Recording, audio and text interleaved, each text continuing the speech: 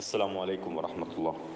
അൽഹംദുലില്ലാഹി റബ്ബിൽ ആലമീൻ വസ്സലാത്തു വസ്സലാമു അലാ റസൂലിഹിൽ അമീൻ വഅലാ ആലിഹി വഅസ്ഹാബിഹി അജ്മഈൻ അമ്മാ ബഅദ്.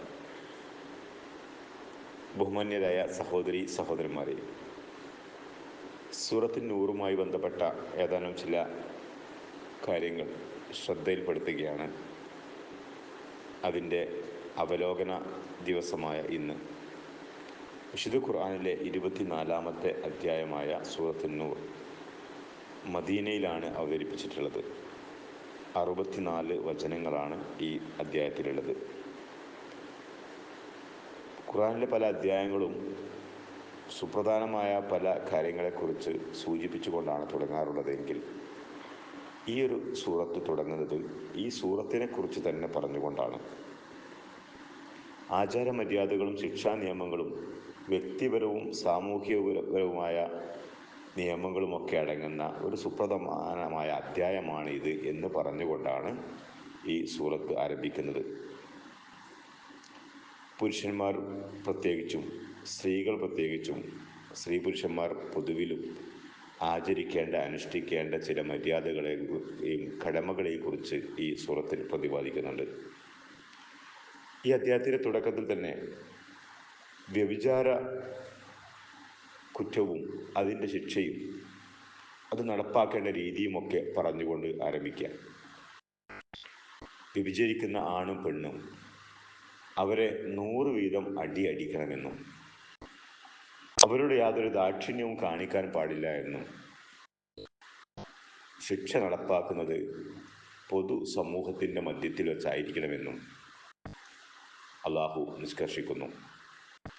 ഈ ശിക്ഷ അവിവാഹിതരായ വ്യഭിചാരികൾക്കുള്ളതാണ് എന്ന് റസൂൽ സ്വല്ലല്ലാഹു അലൈഹി വസല്ലമയുടെ ജീവിതത്തിൽ നടപ്പാക്കിയ ചില സംഭവങ്ങളിലൂടെ നമുക്ക് മനസ്സിലാക്കാൻ പറ്റും. വിവാഹിതരായ വ്യഭിചാരികളെ പ്രവാചകൻ സ്വല്ലല്ലാഹു അലൈഹി വസല്ലമ എറിഞ്ഞു കൊല്ലുകയായിരുന്നു ചെയ്തിരുന്നത്.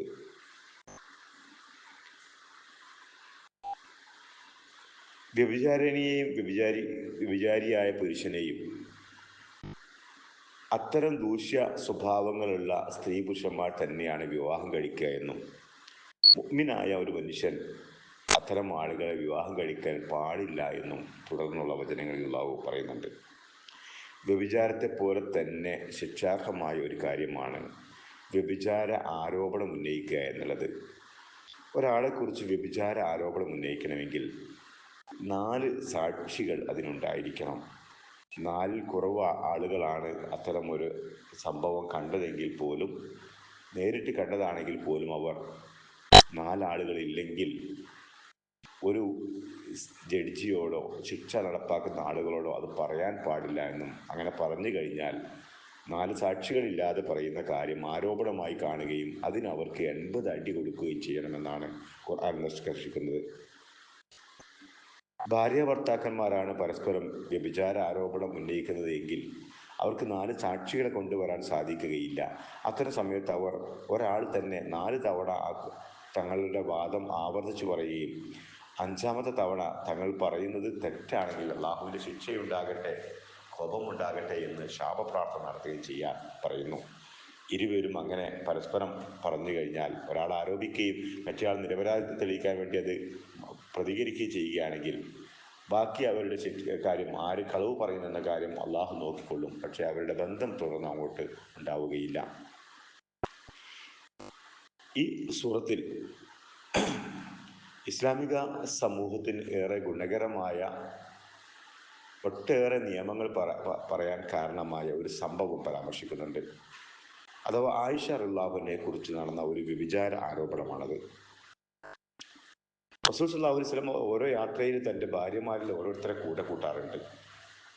ബനൂ മുസ്തലഖ് സമൂഹമായിട്ടുണ്ടായിരുന്ന യുദ്ധത്തിലേക്ക് പോകുമ്പോൾ പ്രവാചകൻ സ്വല്ലല്ലാഹു അലൈഹി വസല്ലം കൂടെ കൂട്ടിയിരുന്നത് ആയിഷ റളിയല്ലാഹു അൻഹയെ കുറിച്ചായിരുന്നു, അവരെയായിരുന്നു. ആയിഷ റളിയല്ലാഹു അൻഹ പ്രത്യേകമായ ഒരു ഒട്ടകപ്പുറത്ത് ഒരു ഒട്ടകക്കട്ടിലേറിയിട്ടായിരുന്നു യാത്ര ചെയ്തിരുന്നത്. വളരെ തടി കുറഞ്ഞ ഒരാളായിരുന്നു ആയിഷ റളിയല്ലാഹു അൻഹ. അതുകൊണ്ട് തന്നെ ആ ഒട്ടകക്കൂട്ടാരത്തിൽ അവരുണ്ടോ ഇല്ലയോ എന്ന് അത് എടുത്തു പൊക്കുന്ന ആളുകൾക്ക് കൃത്യമായി മനസ്സിലാവുകയില്ല. അത്രയും ഭാരം കുറഞ്ഞ ആളായിരുന്നു അവർ. യാത്ര മധ്യേ അവർ വിശ്രമിക്കാനിരിക്കുകയും ആയിഷ റളിയല്ലാഹു അൻഹ തൻ്റെ പ്രാഥമിക കാര്യങ്ങൾ നടത്താൻ വേണ്ടി പോവുകയും ചെയ്തു. തിരിച്ചുവന്ന് അപ്പോൾ തൻ്റെ മാല നഷ്ടപ്പെട്ടതായി കണ്ടപ്പോൾ അവർ വീണ്ടും താൻ പ്രാഥമിക കാര്യങ്ങൾ ചെയ്ത അതേ സ്ഥലത്തേക്ക് ഈ മാല അന്വേഷിച്ചു പോയി. മാല ലഭിച്ച് തിരിച്ചെത്തിയപ്പോഴേക്കും ആയിഷ റളിയല്ലാഹു കൂടാരം ഒട്ടകപ്പുറത്ത് വെച്ച് ഈ സംഘം യാത്ര പുറപ്പെട്ടിരുന്നു. പ്രവാചകൻ സല്ലല്ലാഹു അലൈഹി വസല്ലം ഉൾപ്പെടെയുള്ള ആളുകൾ ആയിഷ റളിയല്ലാഹു ഒറ്റയ്ക്ക് ആ സ്ഥലത്ത് എത്തി. അവർ വിളിച്ചന്വേഷിക്കാൻ ഒരു മാർഗവുമില്ല. ആരെങ്കിലും അന്വേഷിച്ചു വരുമെന്ന് കരുതി അവർ അവിടെ തന്നെ ഇരുന്നു. അപ്പോഴാണ് ഓരോ യാത്രാ സംഘത്തിൻ്റെ പിന്നിൽ അവരെക്കുറിച്ച് അന്വേഷിക്കാൻ നിയോഗിക്കപ്പെട്ട ആൾ ആ യാത്രയിൽ സഫ്വാൻ ബിൻ മുഅത്തൽ റളിയല്ലാഹു.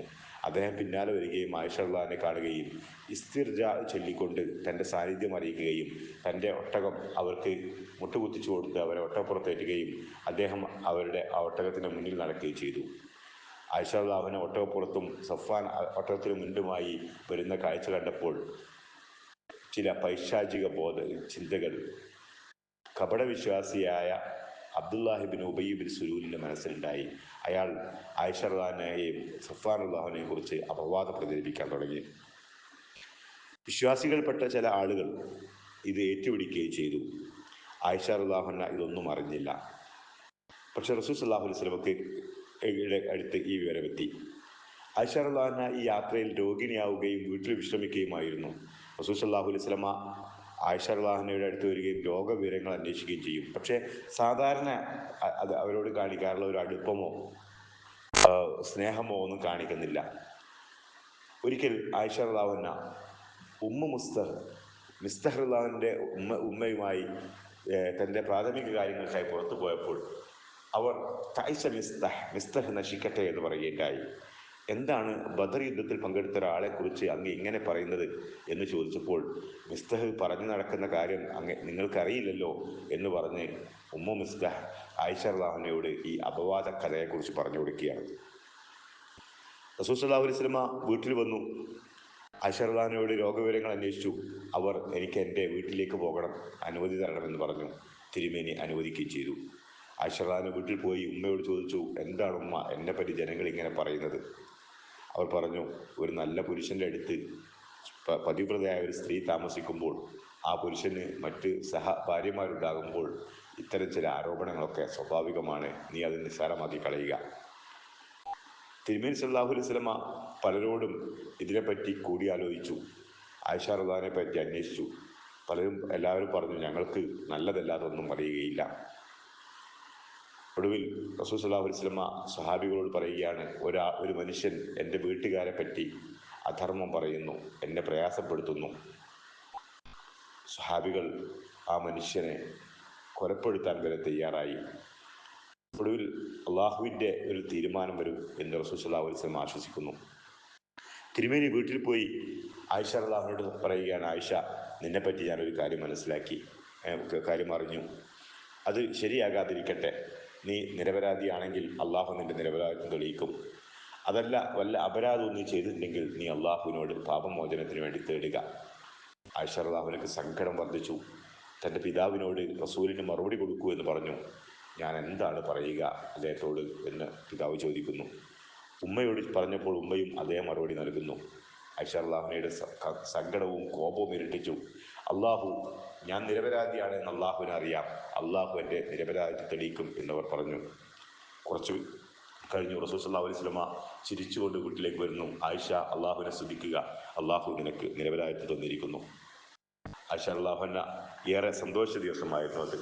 ഇന്നല്ലദീന ജാഉ ബിൽ ഇഫ്കി ഉസ്ബത്തും മിൻകും, ഈ കള്ളവാർത്തയുമായി വന്നത് നിങ്ങളുടെ കൂട്ടത്തിൽപ്പെട്ട ഒരു സംഘമാണ് എന്ന് പറഞ്ഞുകൊണ്ട് ആയിഷ അള്ളാഹുവിനെ കുറിച്ച് പ്രചരിപ്പിക്കുന്ന ഈ വാർത്ത കള്ളവാർത്തയാണ് എന്ന് അള്ളാഹു തന്നെ പറഞ്ഞു കൊടുക്കുന്നു.